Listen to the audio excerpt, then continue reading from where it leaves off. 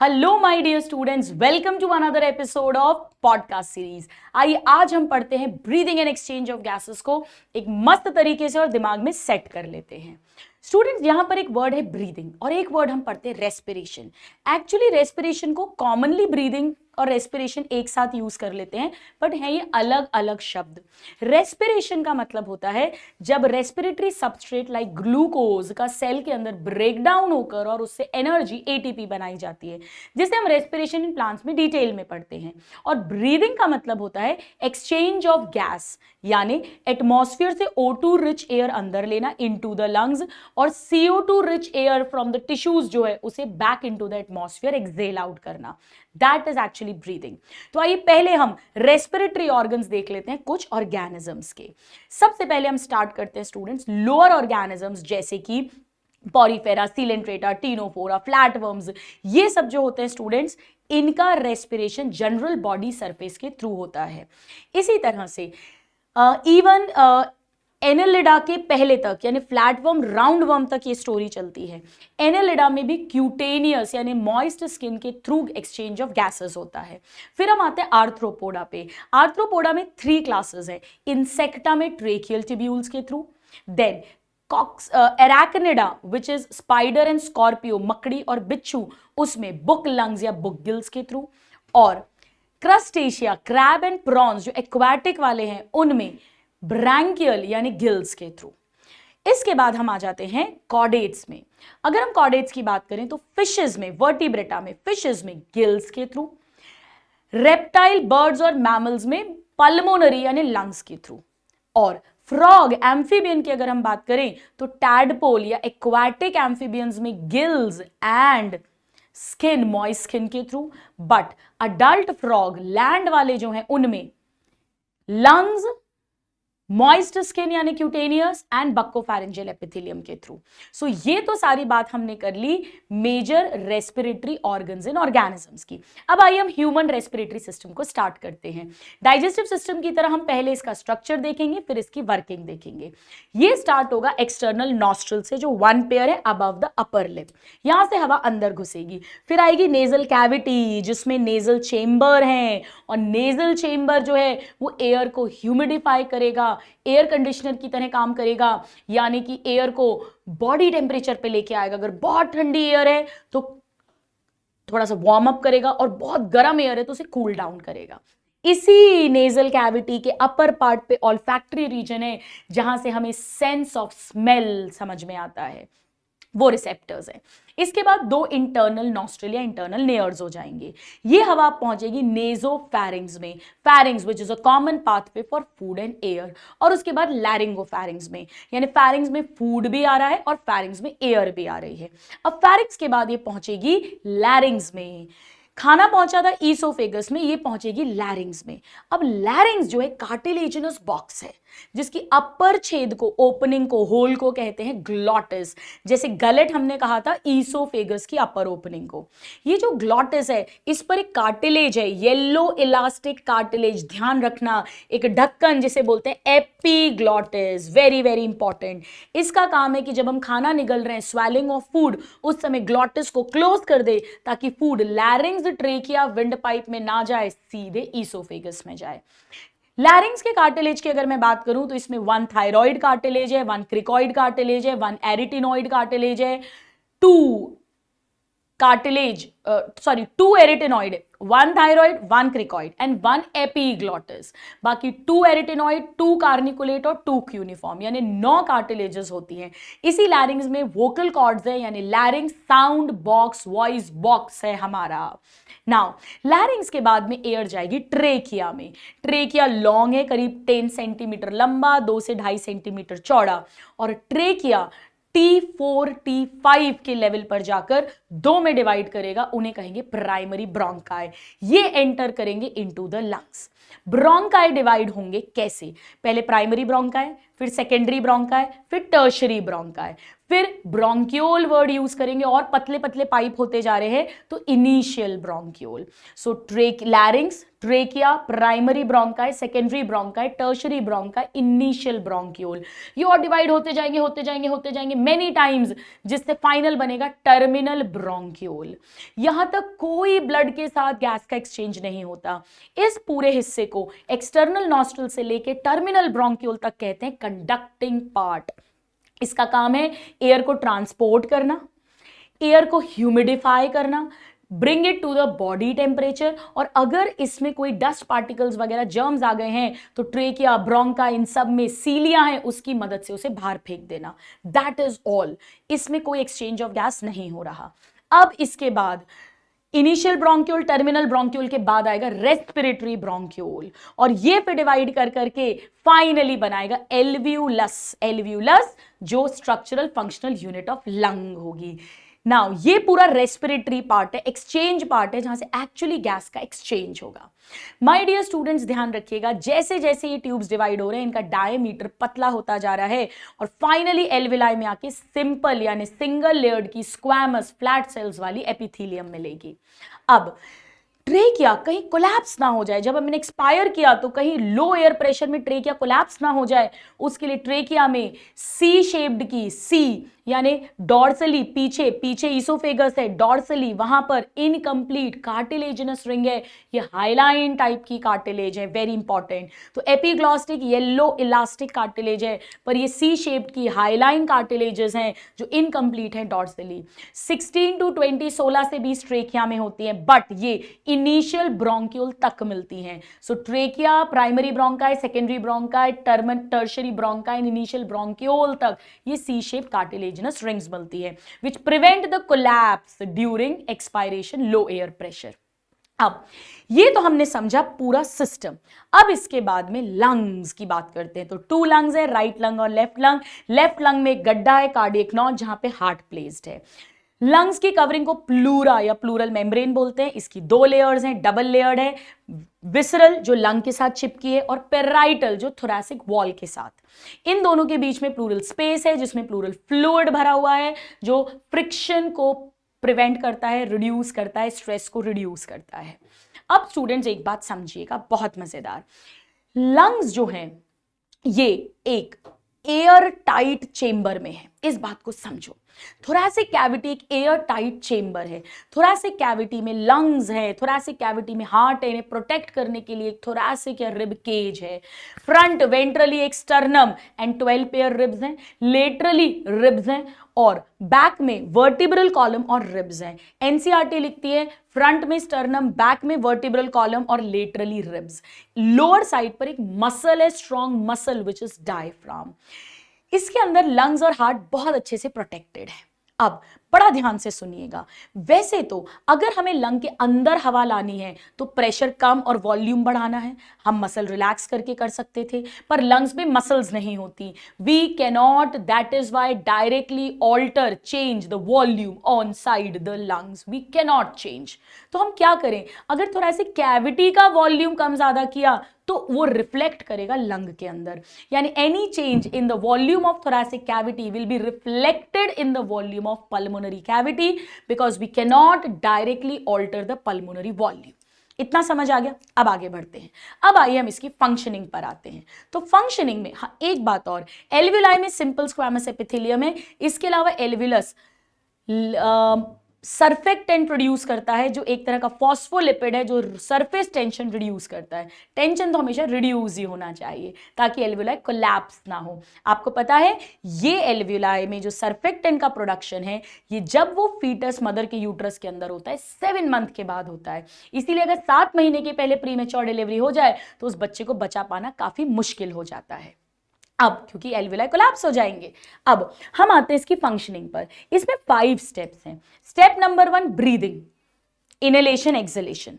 Step number 2, एक बार जब हवा एल्वियोलाई तक आ गई तो एल्वियोलाई से ब्लड में उसे डिफ्यूज कराना, फिर ब्लड से टिश्यू पे जाएगी तो ब्लड से टिश्यू में डिफ्यूज कराना O2 को, और CO2 जो टिश्यू से ब्लड पे और फिर ब्लड से एल्वियोलाई पे, यानी exchange of gas at alveolar surface and exchange of gas at tissue surface, between alveoli and blood, between blood and tissue.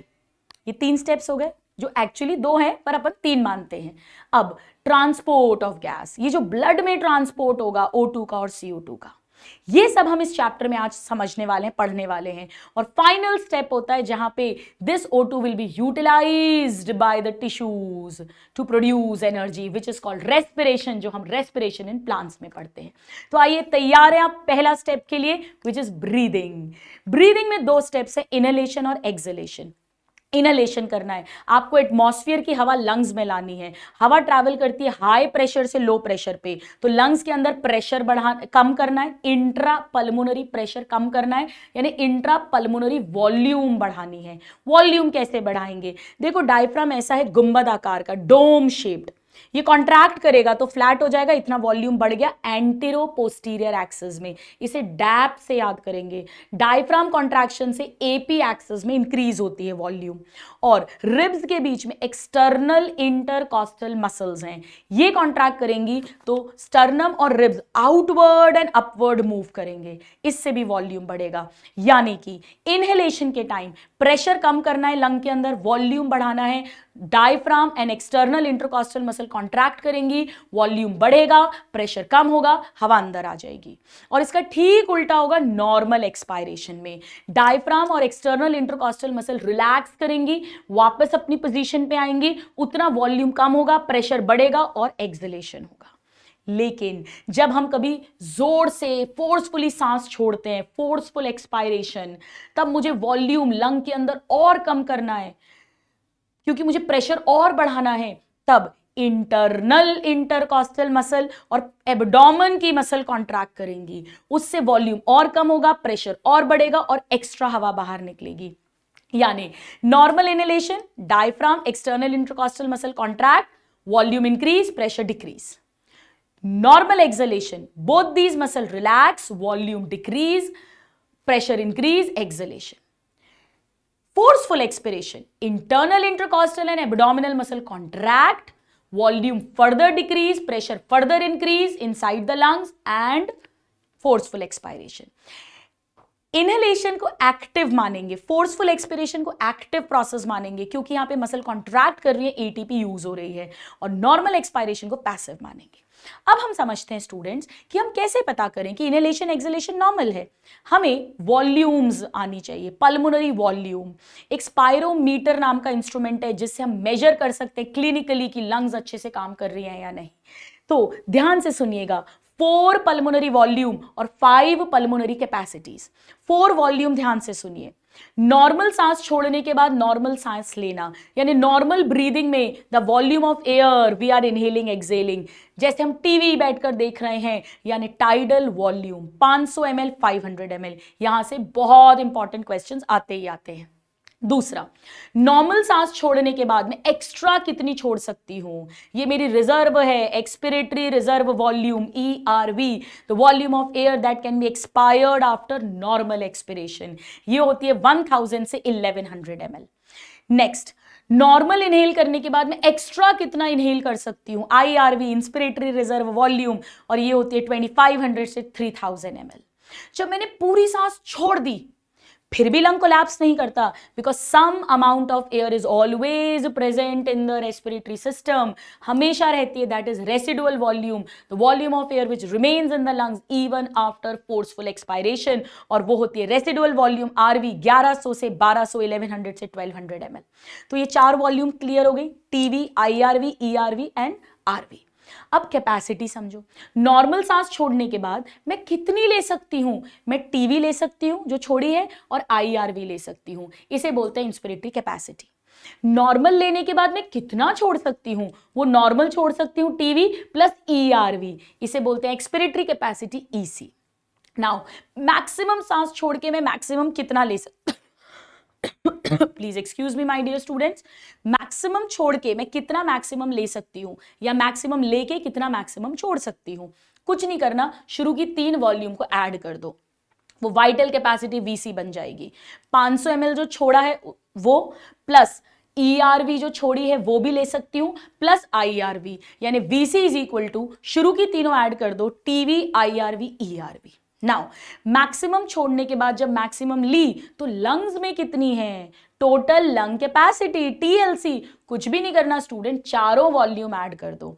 तो VC में पहली तीन ऐड की TV IRV ERV और TLC में चारों ऐड कर दी, यानी TV IRV ERV और RV। इन्हें इंक्रीजिंग और डिक्रीजिंग वॉल्यूम के अकॉर्डिंग भी या फॉर्मूला या कंसेप्ट डेफिनेशन या उनका अमाउंट मैच द कॉलम करके भी क्वेश्चंस आ जाते हैं। ये तो चार हुई, expiratory capacity, inspiratory capacity, vital capacity and total lung capacity. अब फिफ्थ जिसमें स्टूडेंट सबसे ज्यादा कंफ्यूज होते हैं, FRC फंक्शनल रेसिडुअल कैपेसिटी। देखो याद करने की टिप बताती हूं, पूरी सांस छोड़ने के बाद कितनी रहती है RV और नॉर्मल सांस छोड़ने के बाद कितनी रहती है FRC। Volume of air that remains in the lungs after forceful expiration is RV। बस फोर्सफुल की जगह नॉर्मल एक्सपायरेशन लिख दो ERV। कितनी रह गई RV जो हमेशा है प्लस ERV जो आप छोड़ सकते हो। तो expiratory reserve volume plus residual volume is equal to functional residual capacity. ये हो गया हमारा पहला स्टेप यानी ब्रीदिंग। अब आइए हम आ जाते हैं एक्सचेंज ऑफ गैसेस पर। Exchange of gases simple diffusion से होगा। स्टूडेंट्स, गैस हमेशा अपने हायर पार्शियल प्रेशर से लोअर पार्शियल प्रेशर की तरफ मूव करती है। पार्शियल प्रेशर का सिंपल सा मतलब है, पूरी एयर का अगर 760 mmHg प्रेशर है और उसमें ऑक्सीजन 21% है कॉन्सेंट्रेशन, यानी ऑक्सीजन कॉन्ट्रीब्यूट करेगा 21% ऑफ 760। डन। नाउ तीन फैक्टर्स हैं जो एक्सचेंज ऑफ गैस को डिसाइड करेंगे। Number 1, solubility of the gas.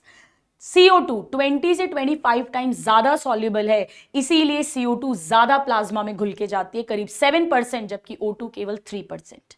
Number 2, thickness of the diffusion membrane. अगर हम लंग्स पे बात करें तो एल्वियोलाई की सिंपल स्क्वैमस एपिथेलियम को क्रॉस करना है, कैपिलरी की एंडोथीलियम वो भी सिंपल स्क्वैमस है, उसे क्रॉस करना है, और बीच में दोनों की बेसमेंट मेम्ब्रेन जिसे बोलते हैं बेसमेंट सब्सटेंस, उसे क्रॉस करना है। ये मेम्ब्रेन ऑफ कोर्स की थिकनेस कम होनी चाहिए, ये लेस देन 1 मिलीमीटर है और 1 माइक्रोमीटर है, और ये बहुत बहुत पतली मेम्ब्रेन होती है डियर स्टूडेंट्स, और इसीलिए आसानी से डिफ्यूजन हो जाता है। ये हो गए 3 barriers. Now third factor, partial pressure. ऐसा पार्शियल प्रेशर होना चाहिए कि O2 का मैक्सिमम एटमॉस्फेयर में और मिनिमम टिश्यू में हो, ताकि O2 एटमॉस्फेयर से टिश्यू में जाए और CO2 में उल्टा हो। ध्यान से सुनिए, O2 एटमॉस्फेयर में है 159 mmHg, लंग के एल्विलाई में 104 mmHg, ऑक्सीजनेटेड ब्लड में 95 mmHg, और टिश्यू को मिलती है तो टिश्यू में रहती है 40 mmHg, यानी 159, 104, 95 एंड 40, तो ऑक्सीजन सीधे टिश्यू में जाएगी। जबकि CO2 टिश्यू पे मैक्सिमम है 45, फिर डीऑक्सीजनेटेड ब्लड वेन्स में डाला जाएगा, वहां भी 45, और फिर एल्विलाई में 40 और एटमॉस्फेयर में तो 0.03। तो आप देख रहे हैं किस तरह से ये प्रेशर्स जो हैं ये टिश्यू से एल्विलाई और टिश्यू से एटमॉस्फेयर और एटमॉस्फेयर से टिश्यू की तरफ डिक्रीज होते हैं for CO2 and O2 respectively. Done. All right students, so please ध्यान रखिएगा कि एटमॉस्फेयर में CO2 0.3 है, 0.03 तो परसेंटेज है, CO2 का कॉन्सेंट्रेशन होती है 0.3 mmHg। अब students, solubility of the gas, thickness of the diffusion membrane and partial pressure of gas का जो कॉन्सेंट्रेशन है, ये तीनों फैक्टर्स डिफ्यूजन यानी एक्सचेंज ऑफ गैस को डिसाइड करेंगे, और इसीलिए एल्वियोलाई पर O2 एल्वियोलाई से ब्लड में आएगी और टिश्यू पे O2 ब्लड से टिश्यू में जाएगी, और CO2 में ठीक उल्टा होगा। ठीक है, बिकॉज हम जानते हैं टिश्यू से वेन्स राइट एट्रियम में जाती हैं, फिर राइट वेंट्रिकल, फिर पल्मोनरी आर्टरी से एल्वियोलाई, फिर पल्मोनरी वेन ऑक्सीजनेटेड ब्लड लेके लेफ्ट एट्रियम, लेफ्ट वेंट्रिकल, और वहां से अयोटा टिश्यूज में जाता है। ये हो गया हमारा सेकेंड स्टेप। अब आइए हम आते हैं थर्ड स्टेप पर, which is transport of gas. अब ध्यान से सुनिए, पहले हम O2 के ट्रांसपोर्ट की बात करते हैं। O2 3% प्लाज्मा में घुल के जाएगा और 97% हीमोग्लोबिन के साथ जुड़ेगा। हीमोग्लोबिन के साथ 1 हीमोग्लोबिन के साथ 4 O2 मॉलिक्यूल्स अटैच होंगे। ऑक्सी हीमोग्लोबिन एक टेम्पररी कंपाउंड बनेगा जो रिवर्सिबली टूट भी सकता है और टूटना चाहिए भी, क्यों अभी हम समझेंगे। जबकि CO2 जो है वो हीमोग्लोबिन के साथ 20 से 25% ही जुड़ेगी, जिसे कहते हैं कार्ब अमीनो हीमोग्लोबिन। तो ऑक्सीजन जुड़ी ऑक्सी हीमोग्लोबिन, CO2 जुड़ी कार्ब अमीनो हीमोग्लोबिन। 97%, 20 से 25%। 3% O2 प्लाज्मा में डिसॉल्व हुई थी, पर 7% CO2 प्लाज्मा में डिसॉल्व होके जाती है। यानी अगर मैं 23 और 7 मानूं तो ये तो 30% हुआ। 70% CO2 प्लाज्मा में ही जाएगी, पर घुल के नहीं, बाइकार्बोनेट आयंस के रूप में। बाइकार्बोनेट मतलब HCO3 नेगेटिव, इसी में CO2 आ गया है। डन। अब O2 के ट्रांसपोर्ट की अगर मैं बात करूं तो 100 ml ब्लड के अंदर 20 ml O2 रहती है, जिसमें से सिर्फ 5 ml टिश्यूज को डिलीवर करते हैं नॉर्मल कंडीशन में, जब हम बिल्कुल स्वस्थ हैं। यानी 25% is delivered to the tissue, 75% अभी भी ब्लड में भरी रहती है। ये क्वेश्चन आया हुआ है PYQ, ताकि जब रिजर्व की तरह जब जरूरत हो तो उसे यूज किया जा सके। जबकि CO2 जो होती है वो 100 ml ब्लड के अंदर 4 ml होती है। तो 20 ml O2 रहती है और 4 ml CO2 रहती है 100 ml ब्लड की अगर हम बात करें। अब हम अगर ट्रांसपोर्ट ऑफ O2 की बात करें तो ध्यान से सुनिए। ऑक्सी हीमोग्लोबिन बने, देखो ऐसा समझो हीमोग्लोबिन ना एक ऐसी गर्लफ्रेंड है जिसका कोई ईमान धर्म नहीं है। जहां उसको थोड़ा पैसा मिला वो उस तरफ घुस जाती है, उस तरफ भग जाती है। तो अगर हीमोग्लोबिन को ऑक्सीजन ज्यादा मिलेगा तो CO2 को धक्का देगा, ऑक्सीजन से दोस्ती करेगा, ऑक्सी हीमोग्लोबिन बनाएगा। और अगर उसे CO2 दिखी जैसा टिश्यूज में होता है तो ऑक्सीजन को धक्का देगा और कार्ब अमीनो हीमोग्लोबिन बनाएगा। यानी ऑक्सी हीमोग्लोबिन बनेगा कहां? लंग्स पे, एल्विलाई पे, जहां PO2 ज्यादा और PCO2 कम है। और टूटेगा कहां? टिश्यू पे, जहां PO2 कम और PCO2 ज्यादा है। और कार्ब अमीनो हीमोग्लोबिन में उल्टी कहानी होगी। यानी प्लीज नोट करिए, binding of haemoglobin is primarily dependent upon partial pressure of oxygen। जहां ऑक्सीजन ज्यादा वहां बनेगा, जहां कम वहां टूटेगा। लेकिन अदर फैक्टर्स ऑल्सो हेल्प। कौन से आइए समझते हैं। तो हम देखते हैं oxy haemoglobin dissociation curve. Tissues पे जहां 40 mmHg है वहां अभी भी 75% हीमोग्लोबिन भरा हुआ है ऑक्सीजन के साथ में। यानी 25% ही डिलीवर हुई है to the tissues normal condition में। ये कर्व आता है सिग्मॉइड एस शेप्ड का ऑक्सी हीमोग्लोबिन डिसएसोसिएशन कर्व।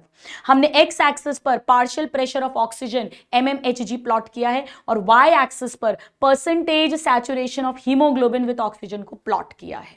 लेकिन ध्यान से सुनिए, जब हम बहुत एक्टिव एक्सरसाइज कर रहे हैं, हम बीमार हैं, टिश्यू बहुत काम कर रहा है, बहुत काम कर रहा है, तो रेस्पिरेशन ज्यादा हो रहा है, CO2 ज्यादा बन रही है। CO2 ज्यादा बनेगी तो H आयन ज्यादा बनेंगे, H आयन ज्यादा बनेंगे तो एसिडिटी बढ़ेगी, यानी pH कम होगा।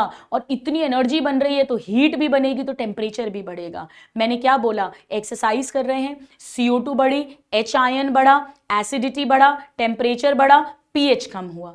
इस समय टिश्यू को ज्यादा ऑक्सीजन चाहिए, यानी ऑक्सी हीमोग्लोबिन ज्यादा टूटना चाहिए। ऑक्सीजन और हीमोग्लोबिन की दोस्ती, एफिनिटी कम होनी चाहिए, ताकि ज्यादा ऑक्सीजन डिलीवर हो टिश्यू को। इससे right shift of the curve आता है।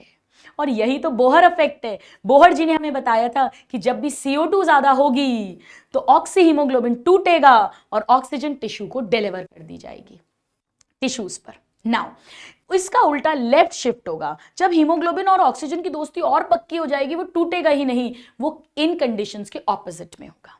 डन। चलिए अब आते हैं अपन CO2 के ट्रांसपोर्ट पे।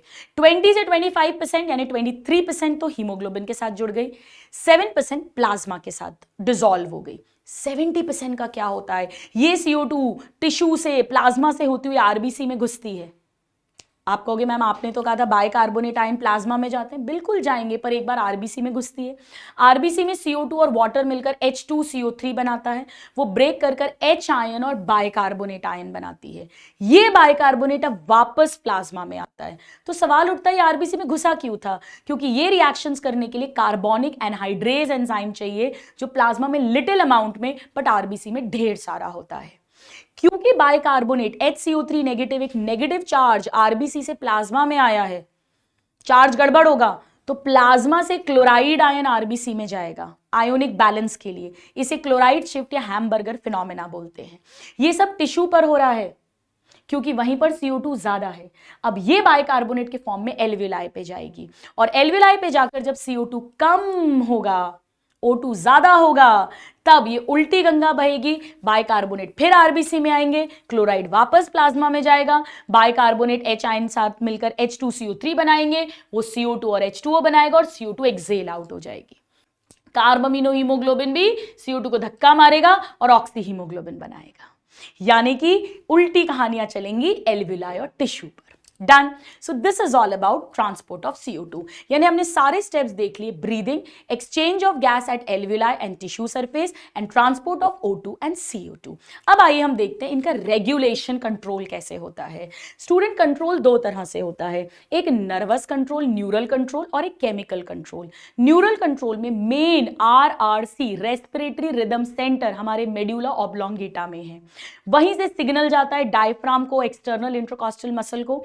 2 सेकंड के लिए सिग्नल जाता है, वो कॉन्ट्रैक्ट करती हैं, फिर 3 सेकंड के लिए सिग्नल नहीं जाता, वो रिलैक्स करती हैं, और ऐसे नॉर्मल इनहेलेशन एक्सहेलेशन चलता रहता है।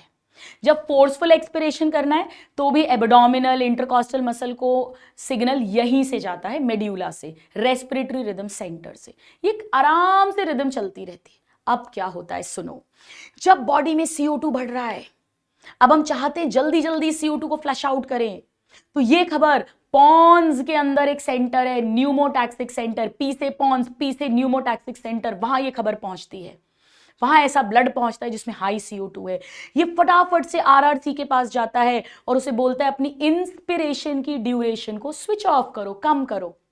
समझिएगा, 2 सेकेंड इनहेलेशन और 3 सेकेंड एक्सहेलेशन, यानी 5 सेकेंड में हम एक ब्रीदिंग करते हैं, तभी तो हम 12 to 16 टाइम्स पर मिनट ब्रीद करते हैं, जिसे रेस्पिरेटरी रेट बोलते हैं। मान लीजिए कि मैंने 1 सेकेंड ही इंस्पिरेशन किया, यानी टोटल ड्यूरेशन 5 सेकेंड की जगह 4 सेकेंड हो गई, 4 सेकेंड्स, यानी रेस्पिरेटरी रेट बढ़ गई, यानी मैं जल्दी जल्दी सांस ले रही हूं ताकि एक्स्ट्रा CO2 फ्लश आउट कर दूं। तो ध्यान से सुनिएगा, पोंटाइन सेंटर्स, जब CO2 हाई हो गया, H आयन हाई हो गया, एसिडिटी हाई हो गई, pH कम हो गया, सब एक ही बात है, राइट शिफ्ट हो रही है ऑक्सी हीमोग्लोबिन डिसोसिएशन कर्व की, उस समय पोंटाइन सेंटर RRC का इंस्पिरेशन स्विच ऑफ करवाएगा, रेस्पिरेटरी रेट बढ़वाएगा, जल्दी जल्दी सांस आएगी और हम उसे एक्सेल आउट करेंगे, और सांस गहरी गहरी भी आएगी, डीप, ताकि अंदर से पूरा फ्लश आउट करें। यानी राइट शिफ्ट के समय जब CO2 बढ़ रहा है, फास्टर एंड डीपर ब्रीदिंग होगी। इसके अलावा कहीं पोंटाइन, यानी हम कह सकते हैं पोंटाइन सेंटर मॉडरेट द RRC। अब कहीं पोंटाइन सेंटर जो है उस तक खबर कभी नहीं पहुंची, तो क्या होता है, जो आर्च अयोटा निकला, आर्च ऑफ अयोटा, और उससे जो ब्रेन के लिए कैरोटिड आर्टरी निकली, वहां पे भी कुछ सेंसिटिव सेल्स हैं, इवन मेड्यूला में भी कुछ सेंसिटिव एरियाज हैं, ये भी इंक्रीज CO2 को सेंस कर सकते हैं, ये भी खबर पोंटाइन सेंटर तक पहुंचा देंगे। फिर वही कहानी होगी, इंस्पिरेशन स्विच ऑफ होगा, रेस्पिरेटरी रेट बढ़ेगी, फास्टर डीपर ब्रीदिंग होगी, एक्स्ट्रा CO2 फ्लश आउट हो जाएगा। काम करने का वही तरीका है। यानी हम क्या बोल सकते हैं, ये जो सारे सेंटर्स है ना स्टूडेंट, ये CO2 इंक्रीज के लिए बहुत सेंसिटिव हैं। PO2 कम हो जाए तो ज्यादा फर्क नहीं पड़ता, तो ठीक है ना, PO2 कम हो भी गया तो क्या हुआ, PO2 तो बहुत सारी O2 तो रिजर्व में रहती है 75%, उसके लिए बॉडी इतनी टेंशन नहीं लेती, पर CO2 जरा से भी बढ़ जाए तो बड़ी जहरीली गैस है, दिक्कत देती है। तो ध्यान रखो, बहुत अच्छे से ध्यान रखो कि ये सारे जो सेंटर्स हैं, they are highly sensitive to CO2 H ion but less sensitive to decreased PO2। एक और बड़ा अच्छा क्वेश्चन बनता है स्टूडेंट कि ये CO2 H आयन कौन से ब्लड में इंक्रीज हो रहे हैं, ऑक्सीजनेटेड या डीऑक्सीजनेटेड। देखो, डीऑक्सीजनेटेड में इंक्रीज हो भी गए तो कोई प्रॉब्लम नहीं है, वो तो एल्विलाई से एक्सेल आउट हो जाएगा। प्रॉब्लम तब है जब ऑक्सीजनेटेड में बढ़ रहे हैं, क्योंकि इसका क्या मतलब है, एक्सेल आउट नहीं हुए तभी तो ऑक्सीजनेटेड में बढ़ रहे हैं, और ऑक्सीजनेटेड में बढ़ रहे हैं तभी तो अयोटा, कैरोटिड आर्टरी, उन सब में इसके रिसेप्टर्स हैं। सो ये सब इंक्रीज होता है ऑक्सीजनेटेड ब्लड में, तब ये पोंटाइन सेंटर एक्टिवेट होके और फास्टर और डीपर ब्रीदिंग कराएगा। एक और क्वेश्चन आता है कि जब हम जल्दी जल्दी सांस लेते हैं तो कुछ देर के बाद में हमारी सांस कुछ सेकंड के लिए रुक जाती है, क्यों? हमने फास्टर ब्रीदिंग की, सारा CO2 एक्सेल कर दिया, CO2 बहुत कम हो गया, तो सेंटर्स को लगता है कि यार CO2 तो कम हो गया, तो अब मुझे काम करना ही नहीं है, तो वो रुक जाते हैं, और जैसे ही वो रुकते हैं फिर CO2 बढ़ता है, जैसे ही CO2 बढ़ता है वो फिर काम करने लग जाते हैं। तो ध्यान रखो, जो जल्दी जल्दी सांस लेने के बाद कुछ सेकंड सांस रुकती है, वो क्यों रुकी? क्योंकि बॉडी में CO2 कम हो गया। दूसरे तरह से क्वेश्चन पूछते हैं, कुछ देर सांस रोकने के बाद जो हमें अर्ज होती है टू अगेन इनहेल, वो क्यों होती है? क्योंकि कुछ देर सांस रोकी, बॉडी में CO2 बढ़ा, उसके कारण वो सेंटर्स एक्टिवेट होते हैं। अच्छे से क्लियर हो गया ये दोनों points? So this is about regulation. अब स्टूडेंट्स एक पॉइंट और है जिस पे PYQ आता है कि इंट्रा पल्मोनरी प्रेशर तो लंग के अंदर है, पर intra plural pressure plural space वाला होता है, वो होता है -4 mmHg। हमेशा नेगेटिव होता है, वो एटमॉस्फेरिक प्रेशर से कम रहता है ताकि वो खींच के रखे लंग्स को, ताकि लंग्स कोलैप्स ना हो जाए। कभी रोड ट्रैफिक एक्सीडेंट हो जाए, चाकू घुस जाए उस जगह पे प्लूरल स्पेस में, सारा फ्लूइड बाहर निकल जाए, वो प्रेशर 0 हो जाए तो तुरंत एक्सपिरेशन के टाइम लंग कोलैप्स कर जाती है, डेथ हो जाती है। अब आइए हम इसके डिसऑर्डर्स देख लेते हैं। इसके हमें 3 मेन डिसऑर्डर्स पढ़ने हैं जिसपे बहुत क्वेश्चन आता है। पहला है अस्थमा। अस्थमा में ब्रोंकाई ब्रोंक्यूल्स का इन्फ्लेमेशन हो गया, सांस लेने में तकलीफ यानी डिफिकल्टी इन ब्रीदिंग हो गई, और एक सीटी जैसी ऐसी वीजिंग साउंड आती है एक्सपिरेशन के टाइम। दूसरा, एम्फाइसीमा नीट का फेवरेट। एम्फाइसीमा का मतलब होता है एल्व्यूलाई की वॉल डैमेज हो गई, तो surface area for exchange of gases reduce हो गया, जिसके कारण से टिश्यू को कम ऑक्सीजन मिलेगी और reduce surface area for gaseous exchange हो गया है। इसका मेजर रीजन होता है लंबे समय तक cigarette smoking, chronic cigarette smoking. And last but not the least, occupational lung disorders, मतलब हमारी जॉब से रिलेटेड जो डिसऑर्डर है। कई लोग जो grinding factory, stone breaking factories, कोयले की खदानों में सिलिका ग्लास काटा जाता है, एस्बेस्टॉस फैक्ट्रीज में काम करते हैं, अगर उनका इम्यून सिस्टम बहुत स्ट्रांग नहीं है तो long exposure to these dust, उसके कारण लंग्स में फाइब्रोसिस हो जाता है, लंग की कैपेसिटी कम हो जाती है, लंग्स को डैमेज हो जाता है। Of course, इसका बचाव प्रिवेंशन है to wear the mask. So with this, students, we complete a very very important chapter of breathing and exchange of gas. I hope आपको इस podcast में मजे आ रहे हैं। मिलते हैं अगले सेशन में। Till then, a very happy learning and God bless you, my dear students. Thank you.